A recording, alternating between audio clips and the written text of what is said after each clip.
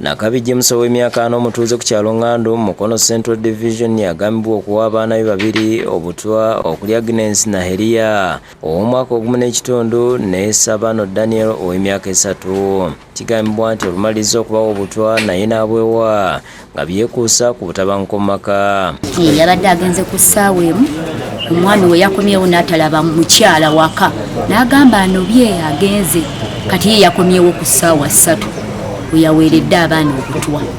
Poliisi esitukiddemu okugenda agudde ekikangabwa kino akulira okunoonyeza ku buzibu emisango Mutanzima azze n'abakugu okwekebejja omuzigo abagenzi mwe badde basula era munda musangiddwamu obucupa n'emmere eyaliiriddwa abagenzi era nga bino poliisi egenze nabyo.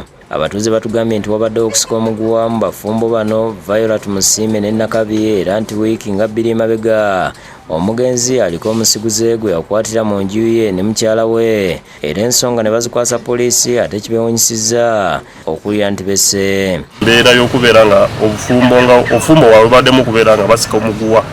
Desemba yonna tabadde yakajjako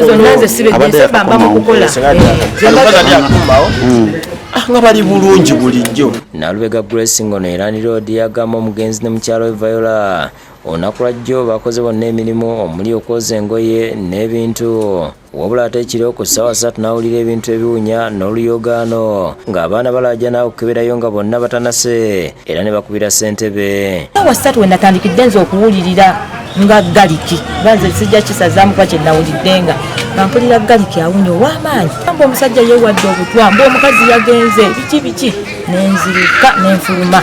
Abooluganda lw'omugenzi Nakabi batugambye nti wabaddewo n'obutakkaanya nga buva ku nsimbi obukadde 6 omukazi ze yali amubbako ng'amaze okutunda ettaka mu kyalo Bugwere. Nawulirako nti waliwo ssente ze yafuna, ssente ezo zaali mu miliyoni nga 7.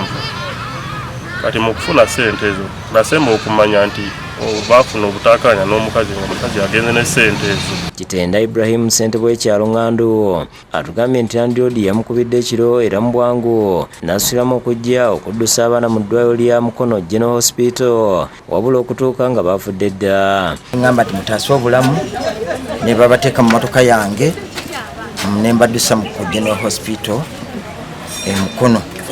Lwabawo obutakkaanya mujje mutwebuuze kufe nga LC tujja bannyonnyola bwatu baako n'abakugu abasoba obakubiriza ne mugano osalawo mu bintu mu busungu.